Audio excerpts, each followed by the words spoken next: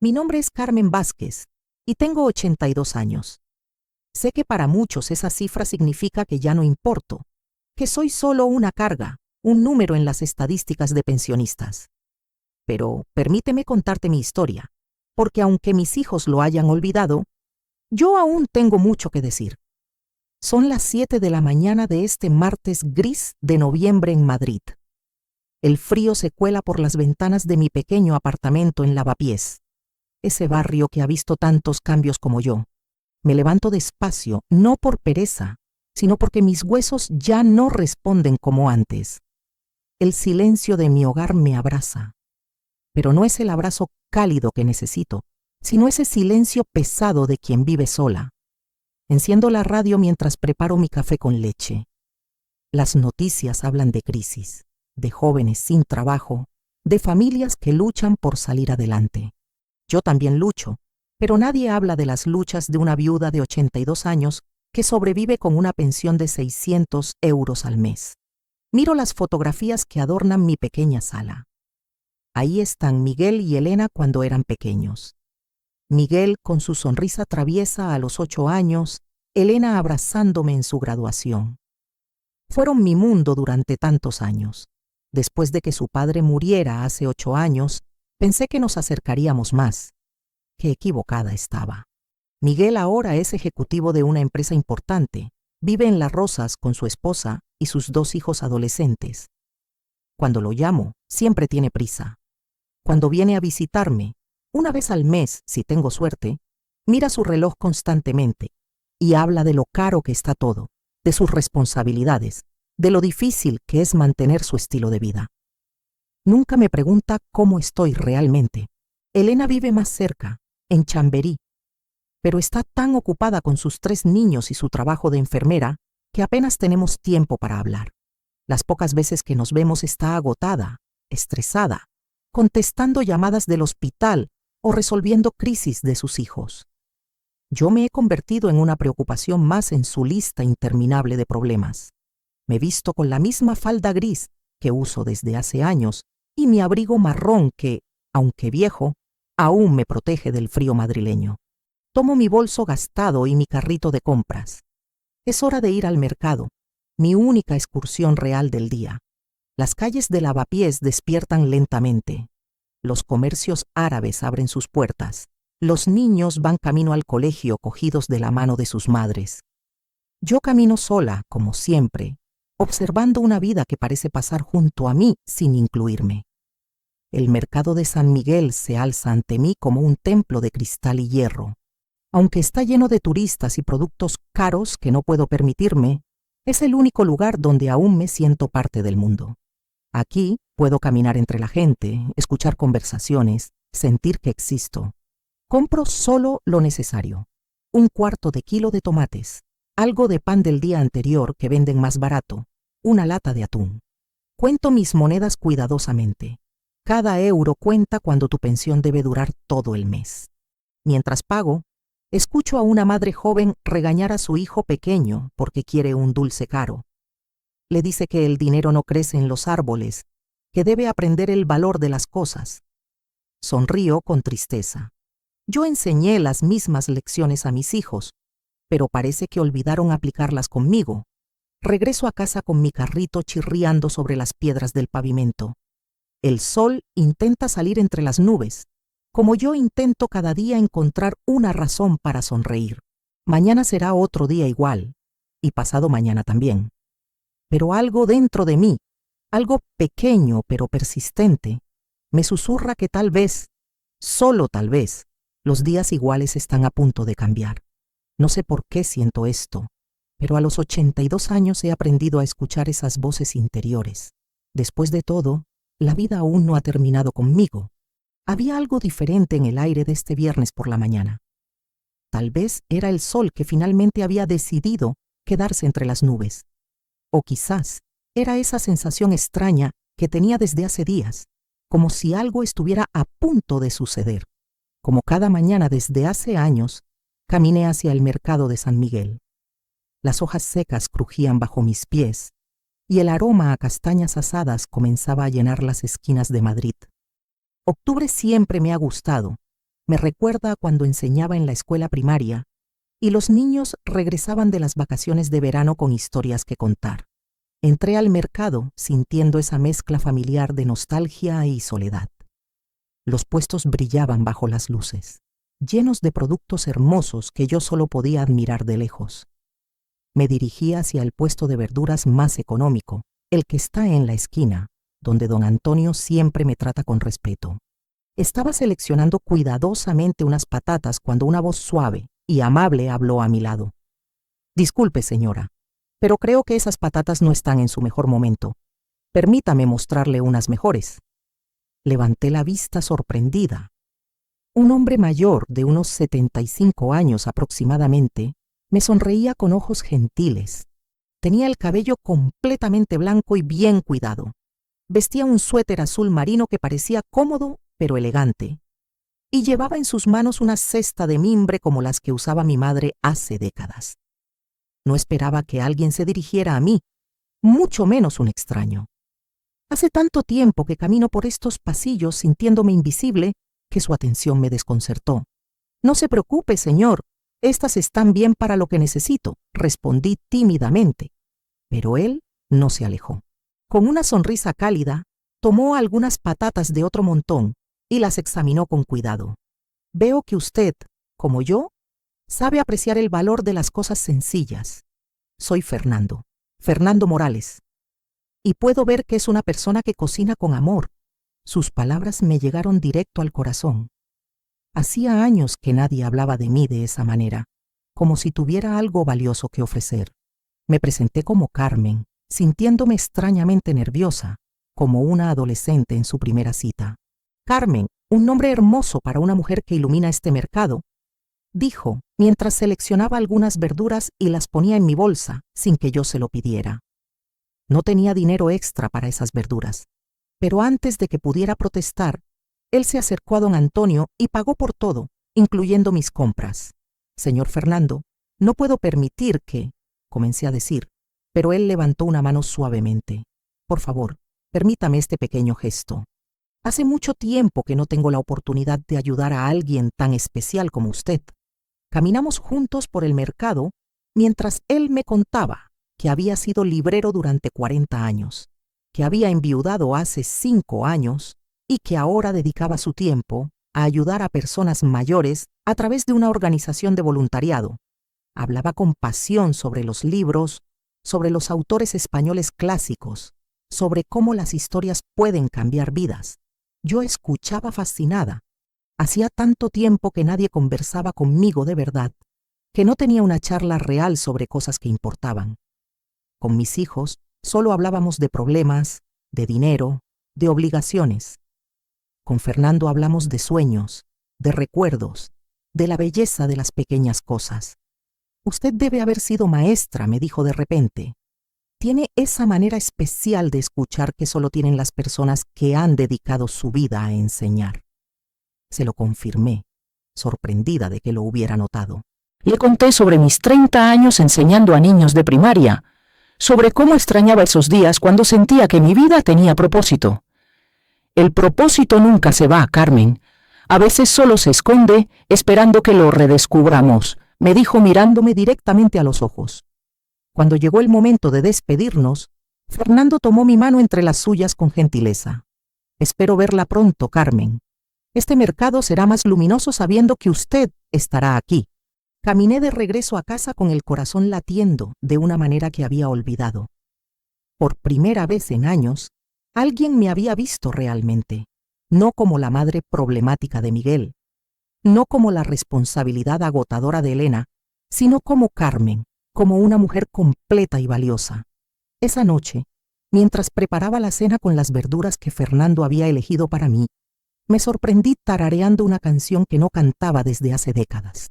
Tal vez, después de todo, ser invisible no era mi destino permanente. Mañana volvería al mercado, y por primera vez en mucho tiempo, no sería solo por necesidad. El sábado por la mañana llegó con una llamada inesperada. El teléfono sonó a las 9 en punto, interrumpiendo mi desayuno y la pequeña alegría que había estado sintiendo desde mi encuentro con Fernando 3 días atrás. «Mamá, soy Miguel», Necesitamos hablar. Voy para allá. Su voz sonaba tensa, molesta. No me preguntó si era un buen momento, no me saludó con cariño. Simplemente anunció su llegada como quien anuncia una tormenta. Pasé la siguiente hora nerviosa, limpiando mi pequeño apartamento que ya estaba limpio, cambiándome de ropa 2 veces, preguntándome qué podría haber hecho mal ahora. Con Miguel siempre tenía esa sensación, como si fuera una niña esperando un regaño. Llegó exactamente a las 10:30, puntual como siempre. Vestía su traje de fin de semana, esa ropa cara pero sin alma que usa cuando quiere intimidar. Entró sin sonreír, besó mi mejilla de manera mecánica y se sentó en mi sillón favorito como si fuera el dueño de la casa. Mamá, Elena me contó algo preocupante, comenzó sin preámbulos. Dice que has estado comportándote de manera extraña últimamente. No sabía de qué hablaba. Elena y yo apenas habíamos tenido una conversación telefónica de 5 minutos durante la semana, en la que le mencioné que había conocido a una persona muy amable en el mercado. No entiendo qué te preocupa, Miguel. Solo comenté que conocí a un señor muy educado que me ayudó con las compras. Exactamente de eso quiero hablar, dijo inclinándose hacia adelante con esa expresión seria que usaba para cerrar negocios. Mamá, tienes 82 años. No puedes andar hablando con desconocidos, aceptando ayuda de extraños. Es peligroso. Sus palabras me golpearon como una bofetada fría.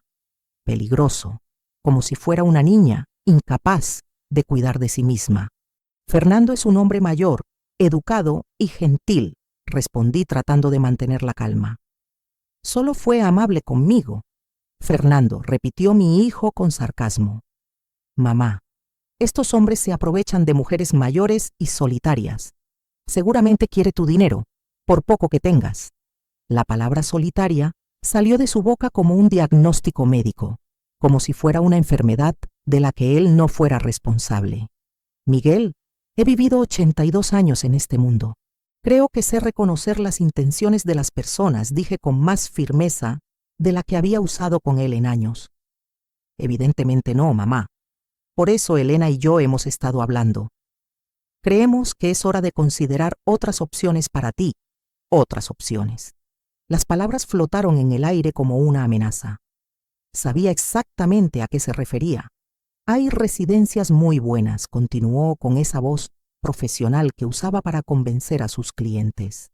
Lugares donde estarías segura, donde no tendrías que preocuparte por las compras, por cocinar, por conocer extraños peligrosos. Una residencia.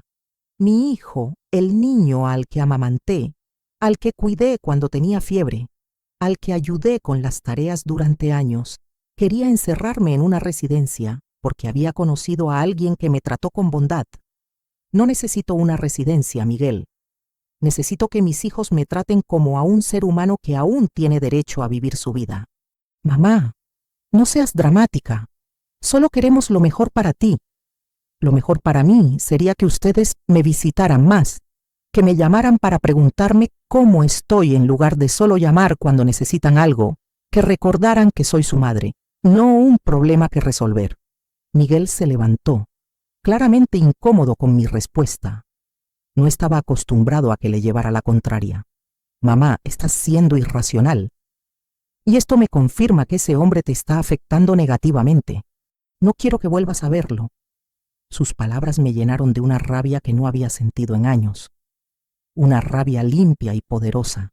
Miguel Vázquez, me miraste y me escuchaste bien. Tengo 82 años, no 8. No puedes prohibirme nada. He criado 2 hijos. He trabajado 30 años como maestra. He cuidado a tu padre hasta su último día y he vivido sola estos últimos 8 años sin ser una carga para nadie. Se quedó helado. Nunca me había oído hablarle así.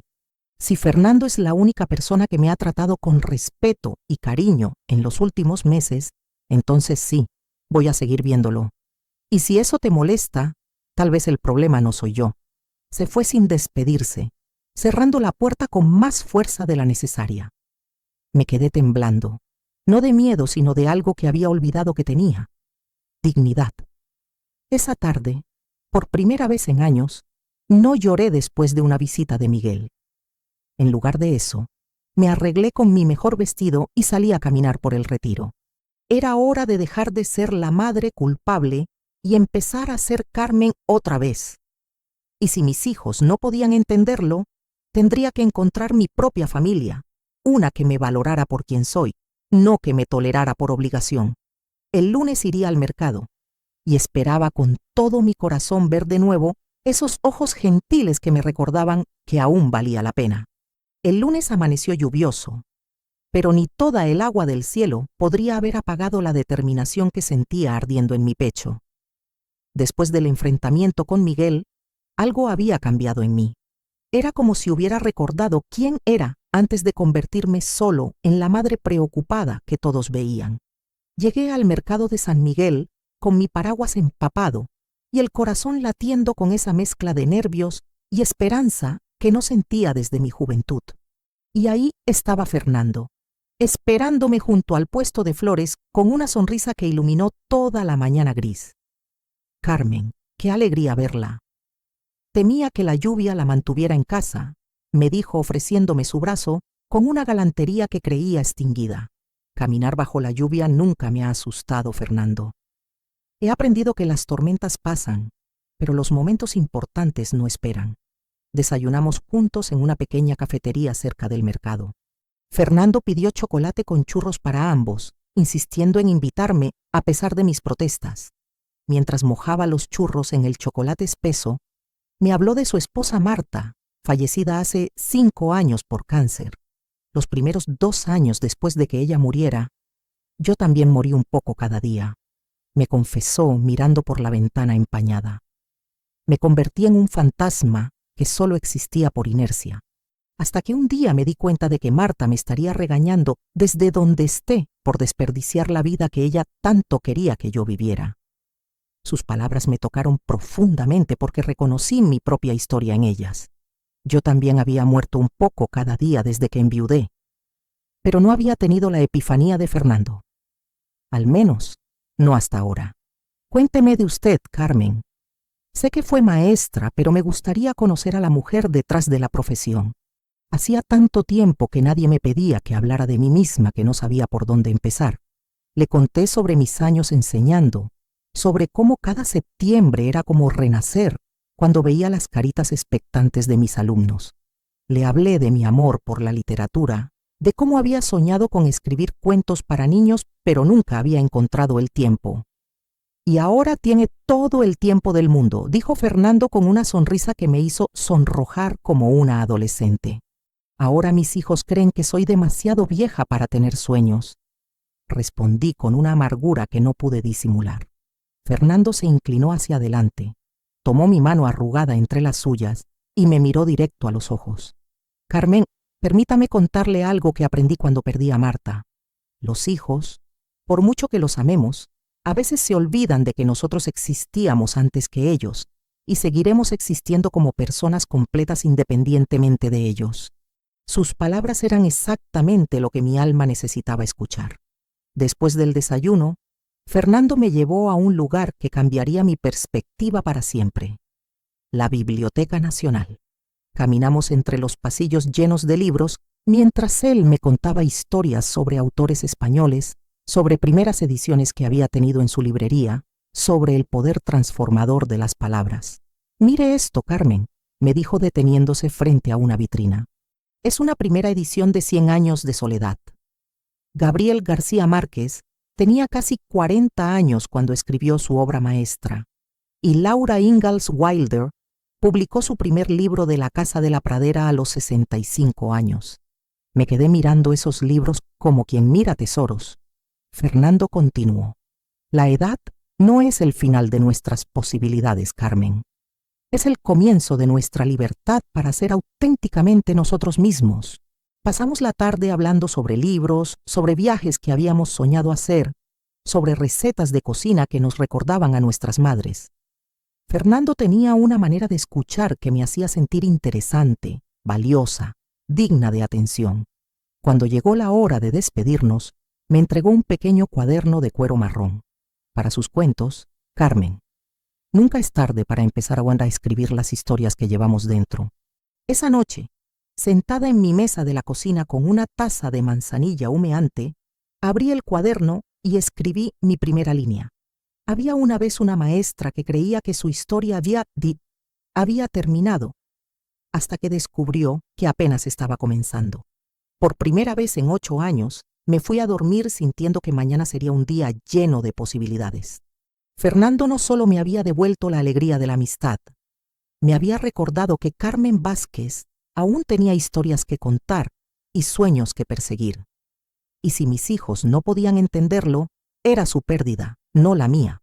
Llevaba 2 semanas escribiendo en el cuaderno que Fernando me había regalado, cuando Elena decidió hacer una de sus visitas sorpresa. Era un jueves por la tarde.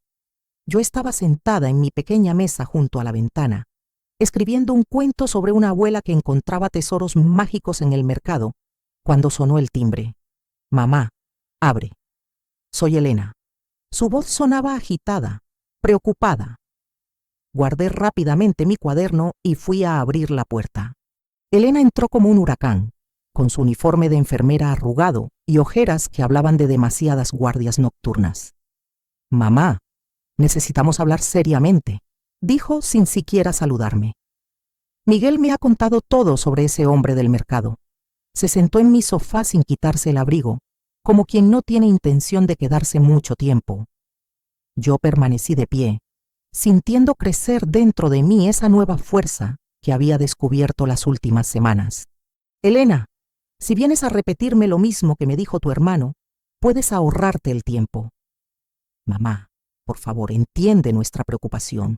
Eres vulnerable, estás sola, y estos hombres se aprovechan de mujeres en tu situación». Mi situación, como si ser viuda y mayor fuera una enfermedad contagiosa. ¿Y cuál es exactamente mi situación, Elena? Mi hija me miró sorprendida por la firmeza de mi tono. Estaba acostumbrada a encontrarme sumisa, agradecida por cualquier atención que me dieran, pues que eres mayor, que vives sola, que tu pensión es pequeña. Eres el blanco perfecto para un estafador. Elena, tu padre murió hace 8 años. Durante todo este tiempo he manejado mis finanzas, he mantenido mi apartamento, he cuidado de mí misma sin ser una carga para ustedes.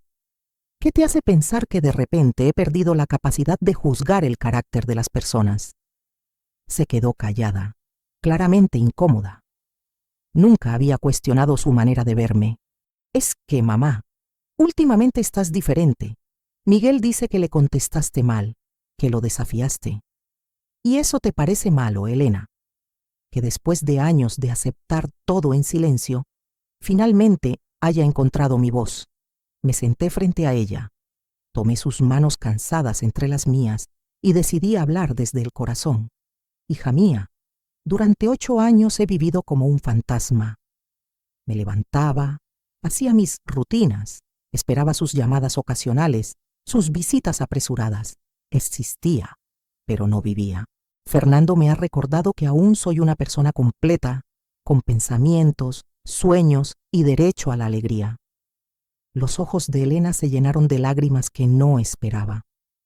Mamá, yo no sabía que te sentías así. Pensé que estabas bien, que eras fuerte.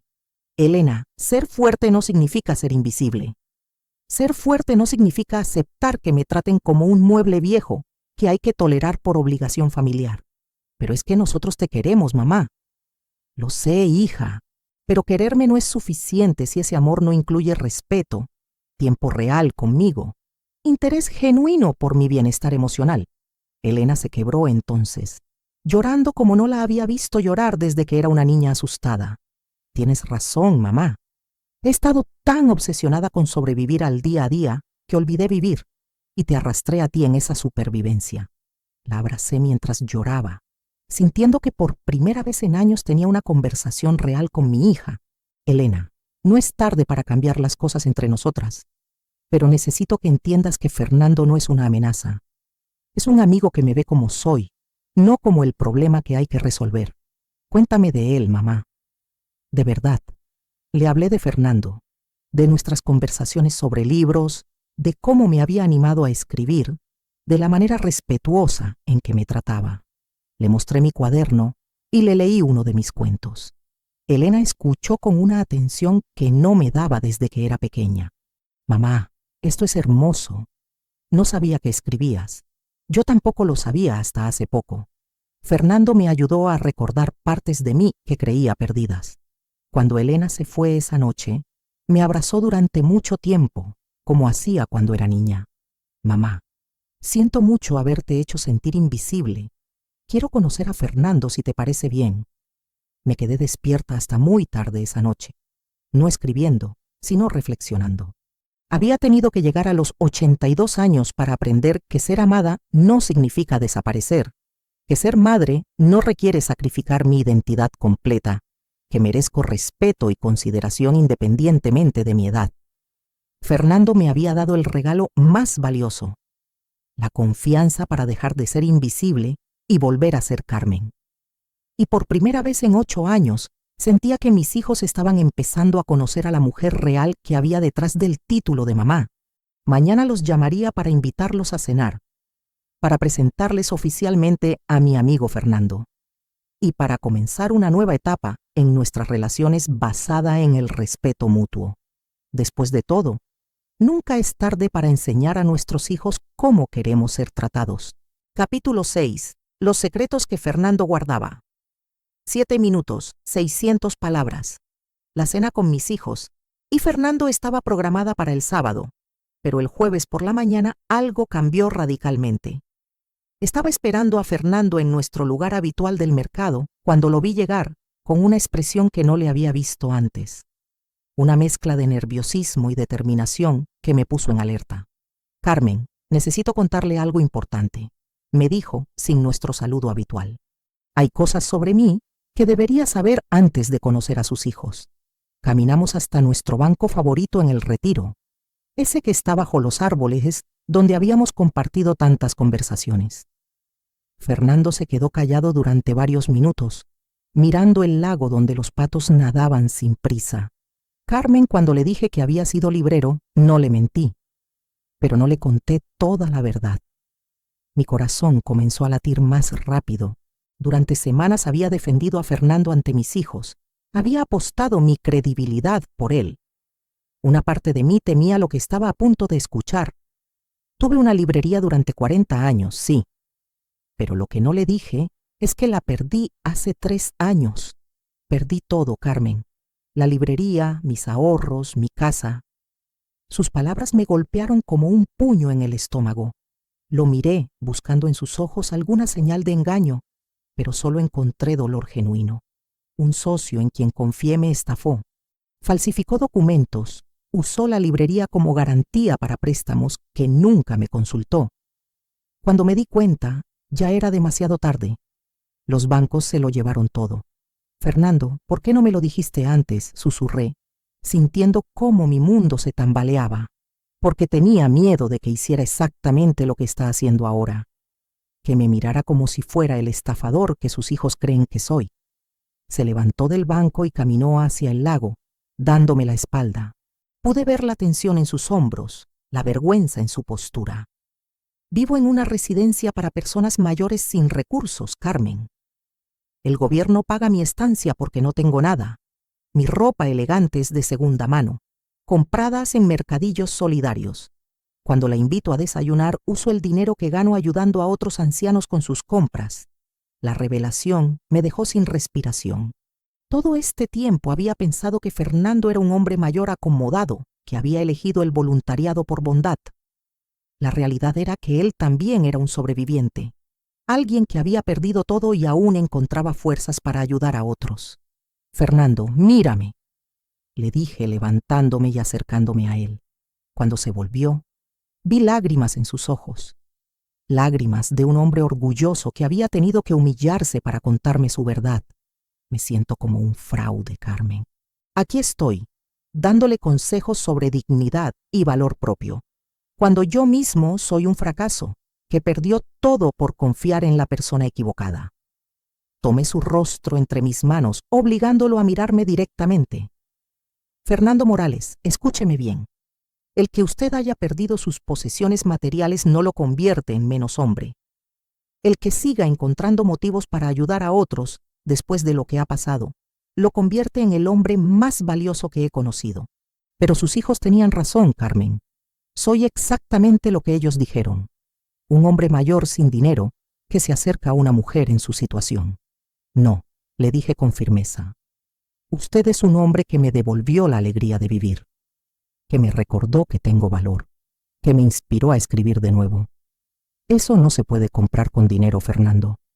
Caminamos en silencio durante un rato, procesando ambos esta nueva realidad. Finalmente, me atreví a hacer la pregunta que me quemaba por dentro. Fernando, hay algo más que debas saber. Está interesado en mí, románticamente. Se detuvo abruptamente y me miró con una mezcla de sorpresa y ternura. Carmen, sí. Me he enamorado de usted como no creí posible a mi edad, pero nunca se lo dije porque pensé que merecía a alguien mejor que un hombre arruinado que vive de la caridad. Su honestidad me desarmó completamente. Aquí estaba este hombre extraordinario, creyendo que valía menos porque había perdido dinero, cuando para mí se había convertido en lo más valioso de mi nueva vida. Fernando, tengo 82 años y una pensión de 600 euros.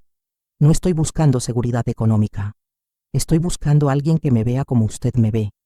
Alguien con quien pueda compartir los años que me quedan sin sentirme invisible. Nos sentamos nuevamente en nuestro banco, esta vez tomados de la mano. Todo había cambiado entre nosotros, pero paradójicamente, todo se sentía más real, más sólido. Ahora entiendo por qué dedica tanto tiempo a ayudar a otros, le dije.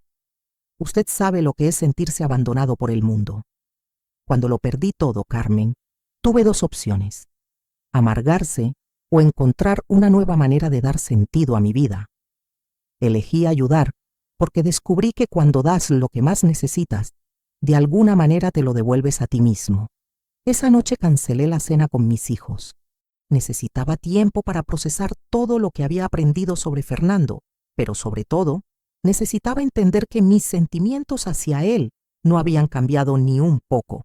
Al contrario, ahora lo admiraba aún más. No es fácil perderlo todo y seguir siendo generoso. No es fácil mantener la dignidad cuando el mundo te ha quitado todo lo que creías que te definía. Fernando me había enseñado que el verdadero valor de una persona no está en lo que posee, sino en lo que es capaz de dar incluso cuando no tiene nada. Y yo acababa de descubrir que me había enamorado del hombre más rico en humanidad que había conocido jamás. El domingo por la mañana, 3 días después de que Fernando me contara su verdad, Miguel apareció en mi puerta sin avisar. Esta vez no venía solo. Elena lo acompañaba, y ambos tenían esa expresión grave que adoptaban cuando creían que tenían que tomar decisiones importantes por mí. Mamá, hemos estado investigando a tu amigo Fernando, anunció Miguel, entrando sin esperar invitación. Siéntate, por favor. Elena cerró la puerta detrás de ellos y se quedó de pie junto a su hermano, como formando un frente unido contra mí. No necesito sentarme en mi propia casa para escuchar lo que tienen que decirme, respondí con una calma que no sabía que poseía. Miguel sacó unas hojas impresas de su maletín ejecutivo. Fernando Morales no es quien dice ser, mamá. O mejor dicho, no es quien tú crees que es. Sabía exactamente lo que venía a continuación, pero los dejé hablar. Este hombre perdió su negocio por malas decisiones financieras. No tiene dinero. Vive en una residencia pública y se aprovecha de mujeres mayores haciéndose pasar por lo que no es. Elena añadió con voz preocupada. Mamá, sabemos que te ha estado pagando desayunos y comprando cosas. Es un patrón clásico de manipulación.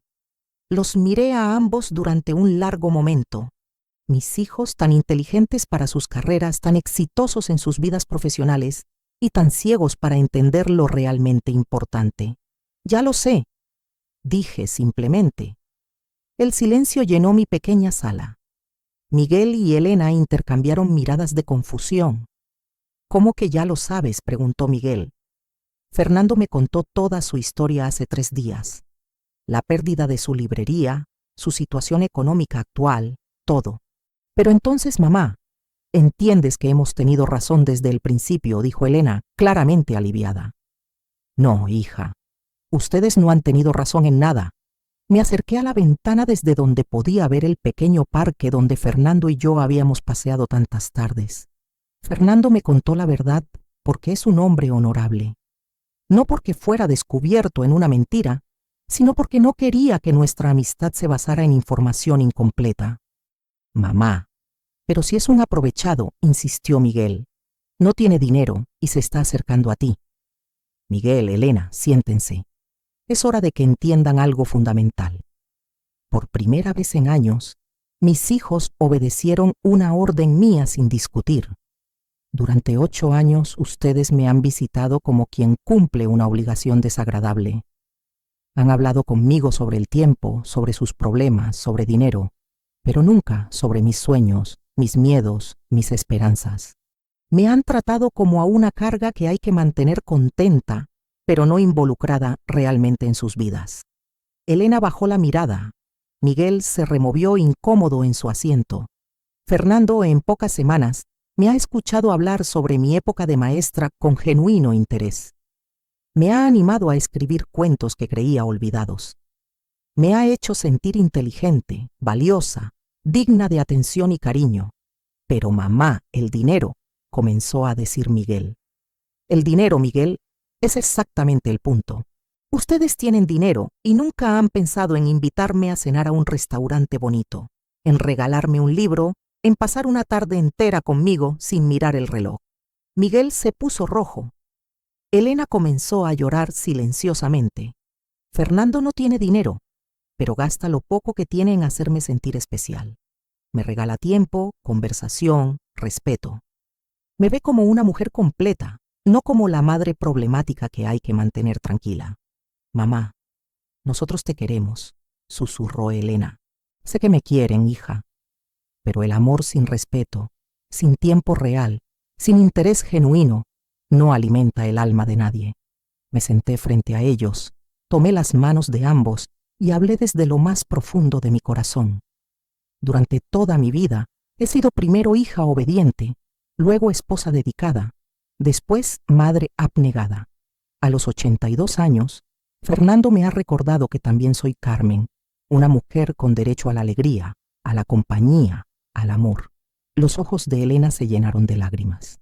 Mamá, no sabíamos que te sentías tan sola. Elena, Miguel, nunca se lo reproché porque entendía que tenían sus propias vidas. Pero cuando finalmente encuentro a alguien que me hace feliz, no pueden llegar pretendiendo protegerme de esa felicidad. Miguel, por primera vez en mucho tiempo, me miró realmente a los ojos. Mamá, tienes razón, hemos sido egoístas. No se trata de que sean egoístas, hijos. Se trata de que aprendan que su madre es una persona completa, que merece respeto y consideración, igual que cualquier otro adulto en sus vidas. Ese día marcó un antes y un después en mi relación con mis hijos. Por primera vez les había hablado no como la madre que necesitaba su aprobación, sino como Carmen, la mujer que exigía su respeto. Y por primera vez en años sentí que realmente me escucharon. 6 meses después, mientras escribo desde la pequeña mesa junto a la ventana de mi apartamento en Lavapiés, puedo ver a Fernando regando las plantas del pequeño balcón que ahora compartimos. Sí, Fernando vive conmigo ahora, y antes de que piensen lo que están pensando, déjenme contarles cómo llegamos hasta aquí. Después de aquella confrontación con mis hijos, todo cambió gradualmente. Miguel comenzó a visitarme los domingos, no por obligación, sino porque había decidido conocer realmente a su madre. Elena empezó a llamarme todas las noches, no para preguntar si estaba bien, sino para contarme sobre su día y escuchar sobre el mío. Y Fernando y yo, bueno, descubrimos que el amor después de los 80 años es diferente, más profundo, más consciente de lo precioso que es cada momento compartido. Cuando la residencia donde vivía Fernando cerró por problemas administrativos, mis hijos fueron los primeros en sugerir que viniera a vivir conmigo. Miguel incluso ayudó con la mudanza, cargando las pocas pertenencias de Fernando y disculpándose por haber juzgado mal al hombre que había devuelto la alegría a su madre. Nuestra vida juntos es simple pero plena. Todas las mañanas desayunamos en la mesa de la cocina, leyendo el periódico y comentando las noticias. Fernando lee en voz alta porque mis ojos ya no son lo que eran. Y yo le cocino esas recetas tradicionales que aprendí de mi madre y que él disfruta como si fueran manjares de reyes. Por las tardes escribo mis cuentos mientras él lee en el sillón junto a la ventana.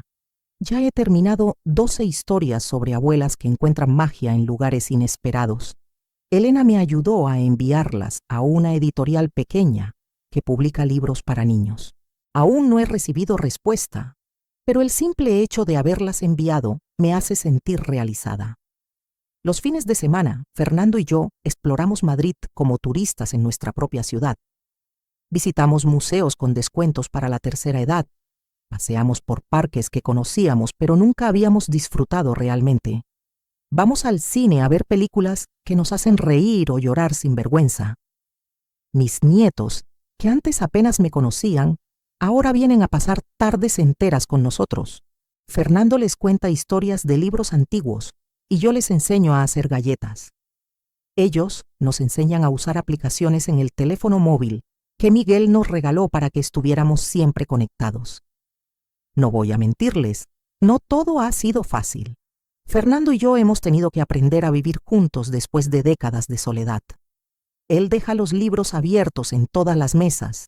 Yo sigo cocinando como si fuéramos una familia de 10 personas.